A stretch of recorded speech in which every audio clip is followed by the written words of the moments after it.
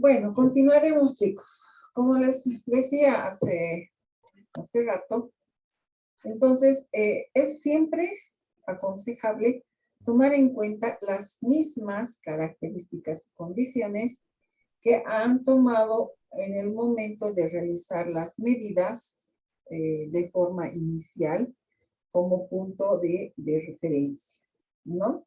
Es la misma hora, una misma condición física, la misma ropa, etcétera, etcétera. Entonces, todos estos aspectos son aspectos que van a influir en las medidas que ustedes tomen, sea en una patología, sea en una lesión, o sea, como una forma de control, una evaluación general.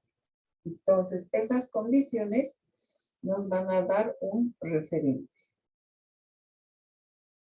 ¿Hasta ahí estamos? Sí, doctor. Sí, doctor.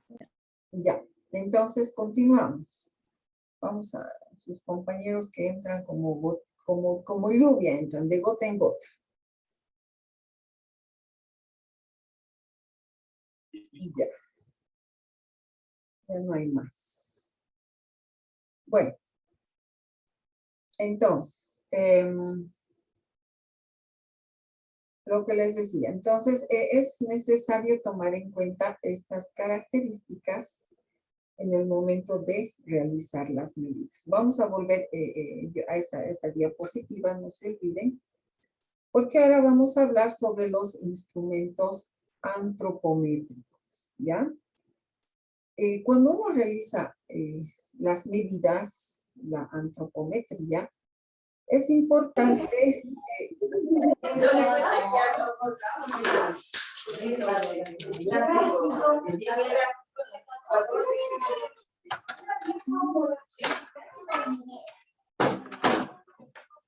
Irma, te solicito que por favor silencies tu micrófono.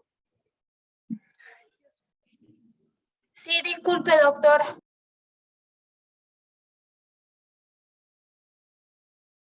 Bueno,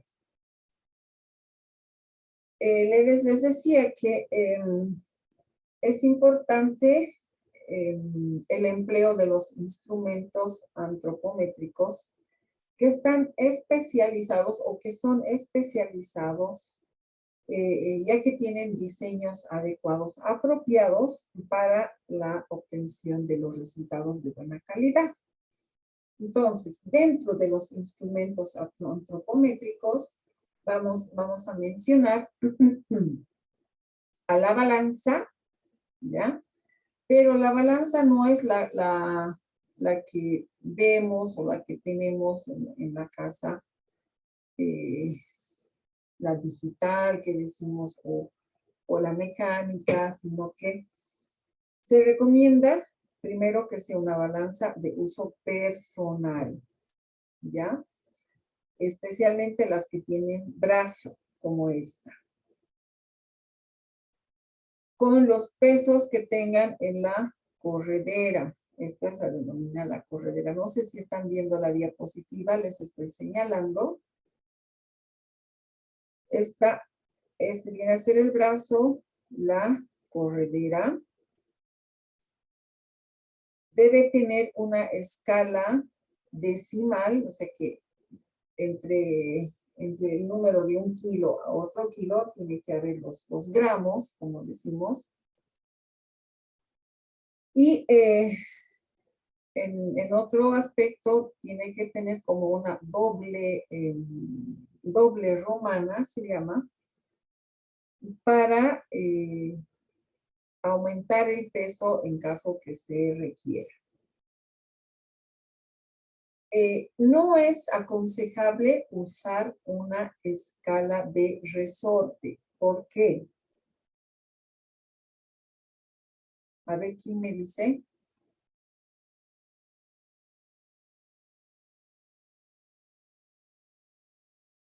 ¿Por qué no se debería usar la escala una escala que tenga resorte? A ver, ¿qué pasa cuando vamos al mercado y compramos por arroba las verduras y vemos, lo primero que vemos es la condición de la romana? Doctora, quizás por el desgaste que pueda sufrir el resorte y pueda variar para que nos dé una medida exacta. Exacto. Entonces, una balanza con resorte, ¿tú crees que va a tener la misma dificultad, la misma modificación, daño, alteración? Obviamente no. ¿No? Pues sí, O tiene sea, el mismo desgaste, ¿no? El resorte sí, es- o sea, sí, el desgaste va a ser el mismo, obviamente. ah, Con el uso todo se va deteriorando con el tiempo. ya. ¿Cuál sería la diferencia con una balanza electrónica? A ver, ¿quién me dice? Piensen, piensen.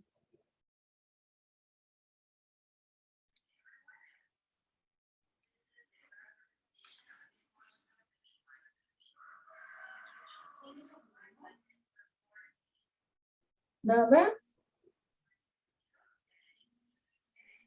A ver, Isabel. La diferencia sería, doctora, que uno no tiene resorte y el otro es de que es a energía eléctrica.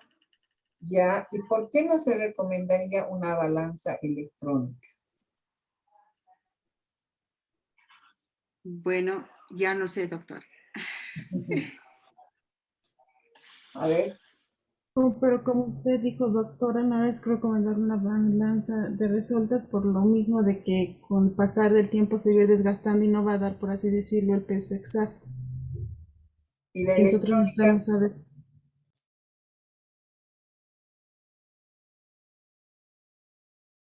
¿Qué pasa con la electrónica? A ver, Erlan.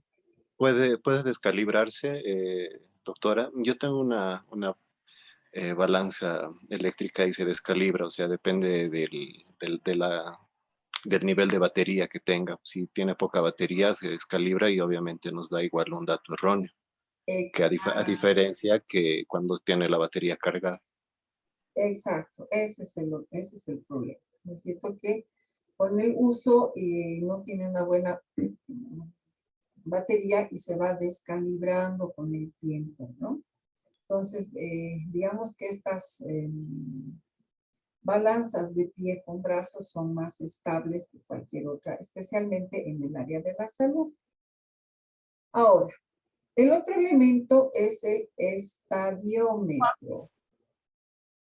El estadiómetro es el conjunto de elementos que van a constituirse de una barra o regla o cinta milimetrada, les estoy señalando con el cursor de la computadora, y la verticalidad que la va a caracterizar se va a garantizar de forma similar a una plomada, a lo que conocemos como línea de plomada, que va a estar colocada o bien cerca, si no está en la pared, va a estar cerca a la pared, ¿ya? O puede ser también una tabla o se denomina portabón o cartabón, para establecer el contacto con el punto más elevado de la cabeza, ¿ya? La característica es que en el momento de medir esto, el estadiómetro lo que nos va a medir es la estatura, cuánto uno mide en altura, ¿no es cierto? Entonces debe ser tomada sin medias, sin zapatos.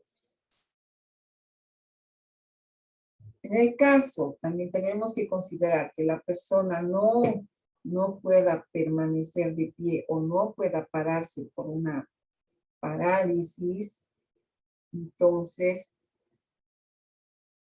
la medición que se realiza es en posición sedente, o sea, sentado, ¿ya? Y va a tener los mismos principios generales. Se tiene que aproximar el estadiómetro a la silla o silla de ruedas. Y como al inicio les he mostrado, se toma la estatura desde el asiento a la cabeza y la medida de la rodilla, si bien al piso o al apoyo de pie, al apoyo de los pies. Entonces, ambas medidas se van a sumar. ¿Por qué no se toma de aquí del borde de la cabeza al piso? ¿Por qué?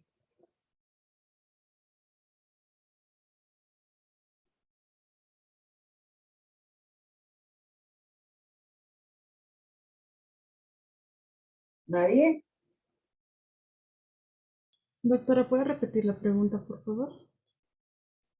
¿Por qué se toma en una persona que no puede mantenerse o que no puede estar de pie? Se toma la medida en posición sedente, pero se toma dos medidas y no una sola, como en el caso de la posición bípeda.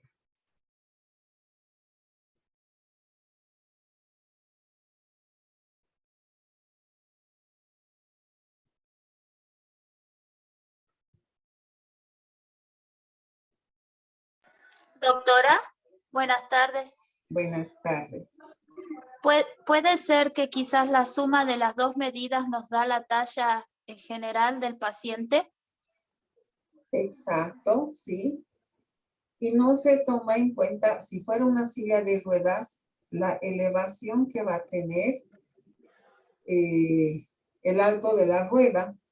Entonces Sí. no tomamos de la cabeza al piso, de una sola, sino de la cabeza al asiento y de la rodilla a los pies. Entonces eso nos resta el alto que le puede dar el aro de la rueda a la El silla. paciente.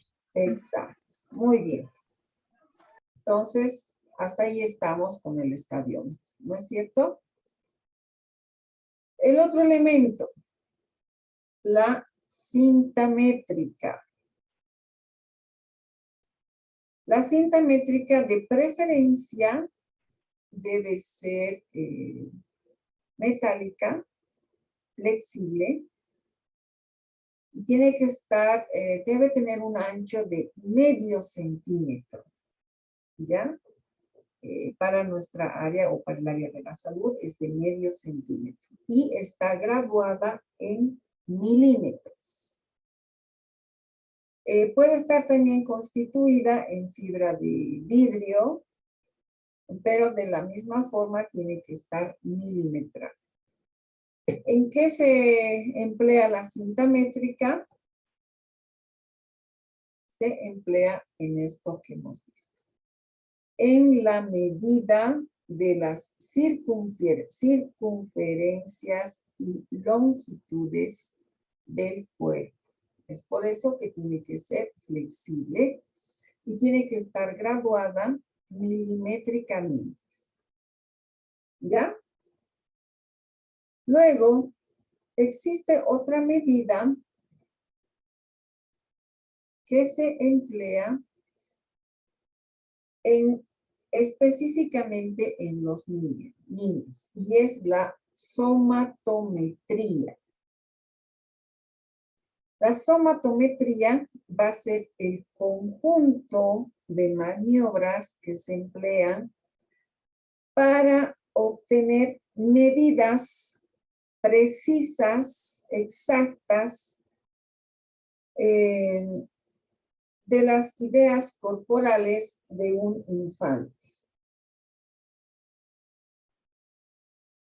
Esta área, la somatometría, va a ocupar la medición y la comparación de las medidas y las formas anatómicas, ¿ya?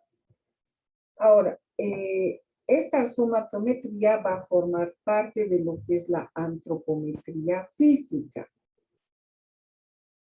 Y al ocuparse tanto de las medidas del cuerpo, también se ocupa del peso del cuerpo.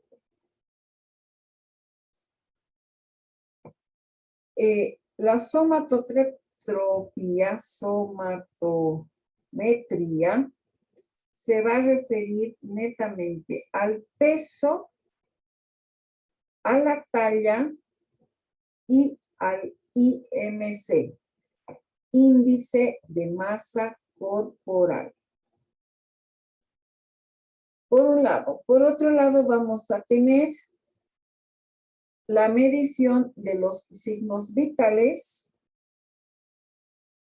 y el registro de la somatometría, que deben estar debidamente anotados o registrados, valga la redundancia, como una parte sistémica de todo lo que es la exploración física, y va a formar parte del examen clínico. Entonces, dentro del proceso de evaluación que vamos a realizar, vamos a considerar este aspecto. Y como les digo, va a referirse más que todo al infante o a los niños, ¿ya? Ahora, les he hablado de un factor de medida que es el índice de masa corporal. El índice de masa corporal, o IMC, es una razón matemática que nos va a dar como resultado la asociación de la masa del cuerpo junto con la talla del individuo. ¿Esto qué quiere decir? Que dependiendo de la talla que tiene el individuo y el peso, vamos a tener un factor de masa corporal. Este índice de masa corporal ha sido propuesto por un estadístico belga llamado Adolf Quetelet, y en algunos textos se lo conoce al IMC como el índice de Quetelet, ¿ya? En el IMC se considera, como les digo, vuelvo a repetir, el peso y la talla como un tipo general de longitud, pero también de masa. ¿Qué nos indica el índice de masa corporal? A ver, algunos que han hecho dietas o que alguna vez han ido a hacerse medir o control con el endocrinólogo, les ha medido el índice de masa corporal. ¿Por qué creen?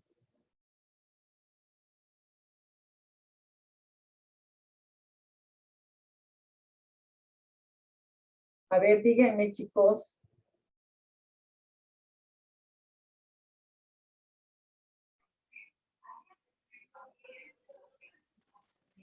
¿Nadie? Doctora, ¿podría repetir la pregunta, por favor? Es que se escucha entrecortada. A ver, Erlan. Doctora, quizás para saber cuánto de grasa, cuánto de músculo tenemos en nuestro cuerpo y con base en eso darnos una dieta, digamos, para llegar a una masa corporal ideal. No solamente con la finalidad de dar una dieta, pero sí con la finalidad de saber cuál es la cantidad de grasa. Más que todo grasa antes que tejido muscular en el cuerpo.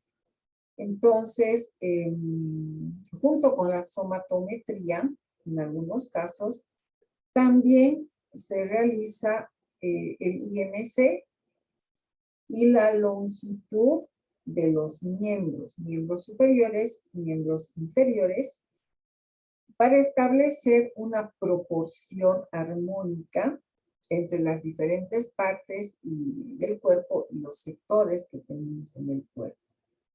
Es importante para que tengamos una relación del índice de la masa corporal, que el peso tenga una relación, no diremos estrecha, pero tenga una relación con la estatura. ¿Ya? Entonces, en algunos textos, o en la mayoría, se indica que de la estatura de una persona, su referente de peso es más o menos 3 o 4 kilogramos. ¿Qué quiere decir el más o menos 3 o 4 kilogramos?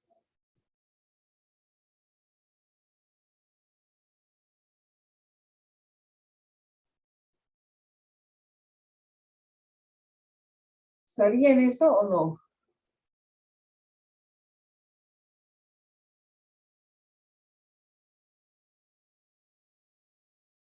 Ya, tarea entonces, para mañana. Bueno. El otro aspecto a considerar dentro de las mediciones es el somatotipo. El somatotipo no es nada más que la clasificación de la complexión y tipo corporal. ¿Ya? Esta clasificación va a estar en función a la forma del cuerpo externo, a la forma externa que tenemos en el cuerpo. Según Sheldon, este autor va a clasificar a todos los cuerpos en una escala que va del 1 al 7 para cada uno de los somatotipos. En este caso se menciona al endomorfo, al mesomorfo y al ectomorfo. Entonces, el ectomorfo,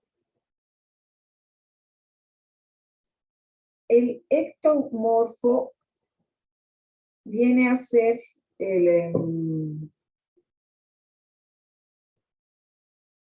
aquel que tiene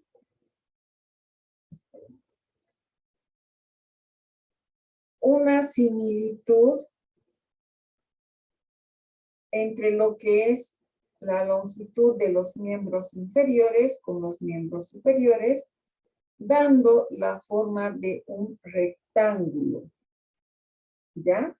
En este ectomorfo, los músculos de los miembros superiores y miembros inferiores son delgados, por lo tanto, los miembros o las extremidades son largas y son delgadas.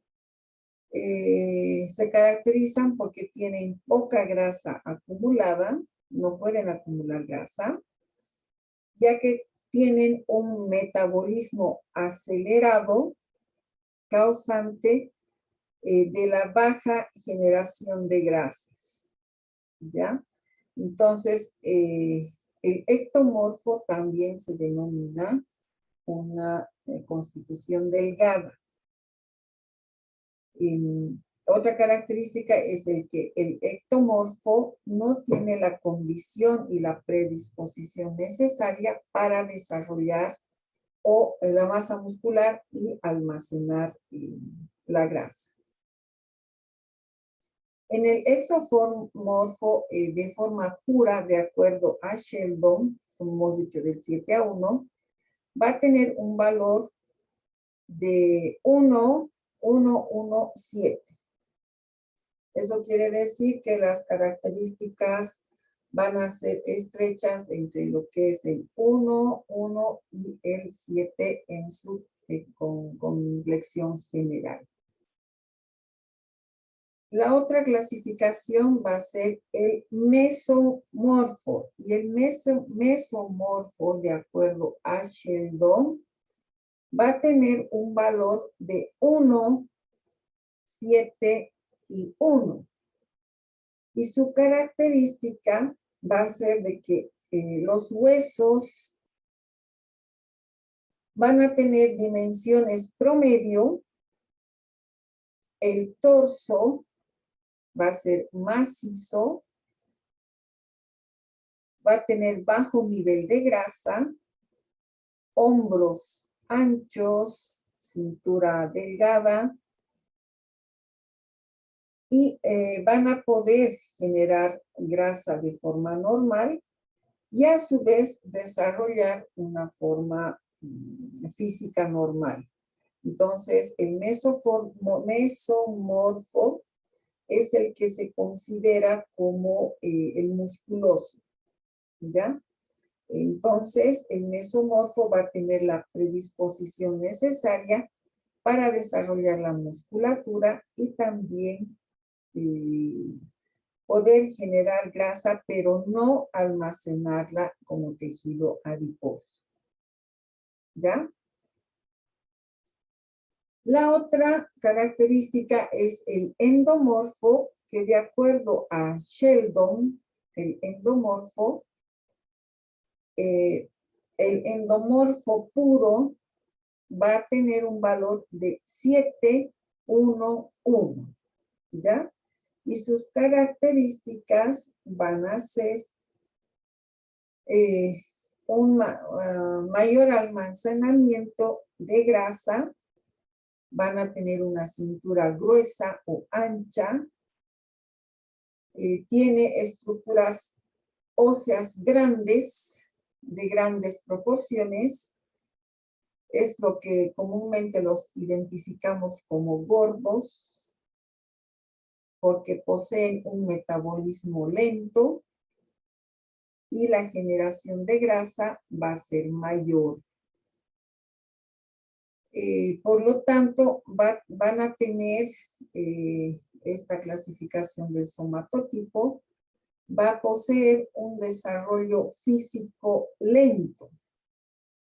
Entonces, los endomorfos poseen una predisposición para almacenar grasa como característica de este somatotipo. Por otro lado, no solamente tenemos la característica del somatotipo en el que solamente nos podemos basar, sino también las características de edad y peso.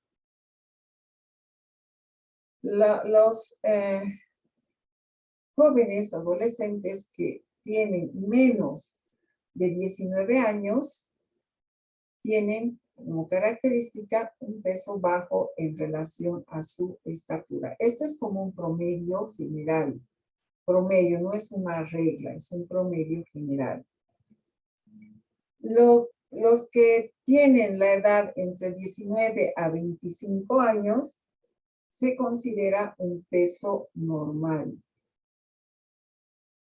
Los que tienen de 25 a 30 años generalmente entran en el sobrepeso. Y cuando estamos por encima de los 30 años, hay tendencia de la obesidad. Por otro lado, se puede decir que si tenemos un peso de 19 o menos, estamos en bajo peso, de 19 a 25 en un peso normal, de 25 a 30 en sobrepeso y por encima de los 30 una condición de obesidad. ¿Ya? Hasta ahí, chicos, preguntas.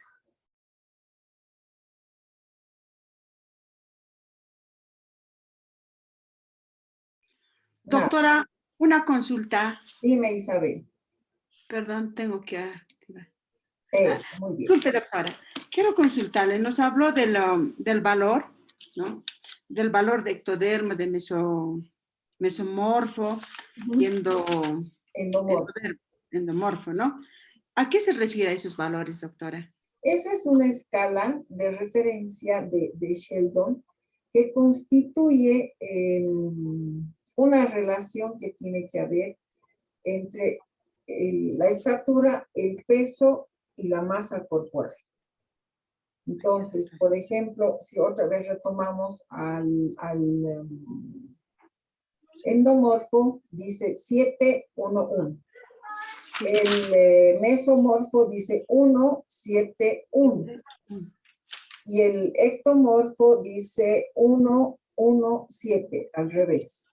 ¿No es cierto? Entonces son condiciones que se toman como referencia nada más. ¿Ya? Gracias, doctora.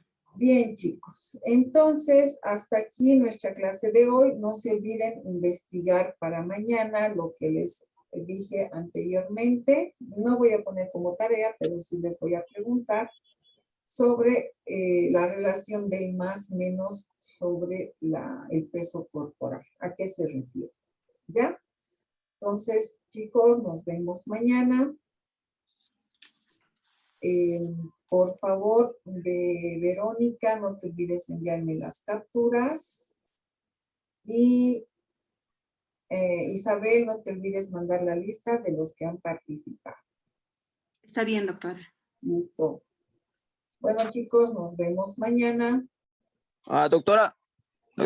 ¿podría volver a recalcar sobre qué va a preguntar el día de mañana? Porfa. Les he preguntado, de acuerdo a una escala en el peso corporal, se relaciona con la estatura. Pero dice el más menos una cantidad de kilos. ¿A qué se refiere el más menos? ¿Ya? Esa es la Doctora, no sé si estoy equivocada, si no, si puedo responder. Mañana me respondes. Ya, No está te bien, adelantes doctora. a la tarea. De Gracias, entrada doctora. respondes. Ya, hasta luego. Así te voy a dar tiempo para que averigües bien. Bueno, chicos, nos vemos mañana entonces. ¿Ya? Luego, doctora, hasta mañana. Gracias, doctora. Mañana, doctora. Que tenga un buen día. Buenas noches. Chao, chicos.